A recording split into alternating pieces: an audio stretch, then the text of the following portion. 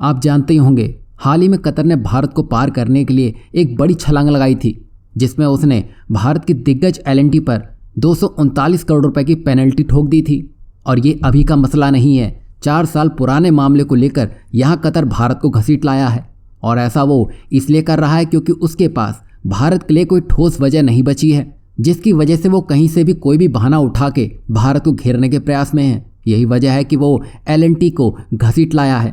पर वो ये भूल गया है कि एल&टी मिडिल ईस्ट में सबसे लोकप्रिय कंपनी बनी हुई है और जिस तरह लाखों करोड़ रुपए के प्रोजेक्ट एल&टी को मिल रहे हैं, इससे मिडिल ईस्ट के देशों का विश्वास एल&टी पर और बढ़ता देखा जा सकता है।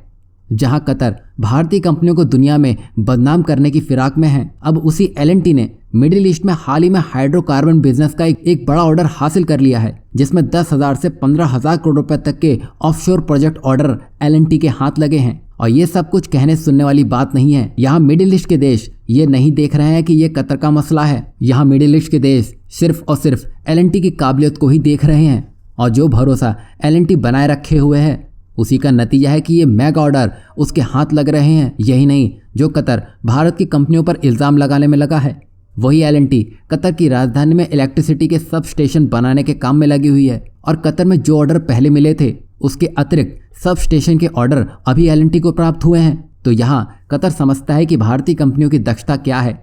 यही वजह है कि आज एल&टी की वजह से ही कतर को पानी और बिजली मिल पा रही है, वो भी इतने सस्ते दामों पर। वहीं भारत कतर को बोलकर नहीं, बल्कि अपने एक्शन से उसको जवाब देने के मूड में है। और जो कतर की तरफ से वार किए गए हैं, उसका भारत की तरफ से ऐसा जवाब दिया गया है कि अब कतर के पास बहाने ढूंढ नहीं मिल रहे हैं। वहीं कतर की जिस तरह से चाल ढाल है, वो एक सबसे बड़ा कंजूस है, क्योंकि जिस तरह उसने भारत के 57,000 करोड़ रुपए का जीएसटी गबन किया था, उसको देखकर यही लगता है कि उसको महंगे नहीं, बल्कि जो सस्ते में काम कर दे उसकी सबसे ज़्यादा ज़रूरत है। वहीं कतर के लिए ये काम सिर्फ एल&टी ही कर सकता है।